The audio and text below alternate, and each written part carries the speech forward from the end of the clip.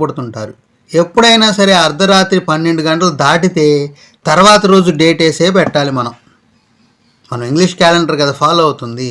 అర్ధరాత్రి 12 గంటల తర్వాత కనుక పుడితే ఏఎం అని రాయాలి టైం దగ్గర, తర్వాత రోజు డేటే వేయాలి.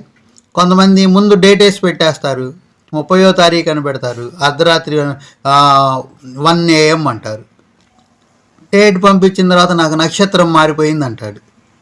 ఇంకొకసారి ఏమో మళ్ళీ ఇది కాదండి తెల్లారితే ఇది కదండి అంటాడు మళ్ళీ.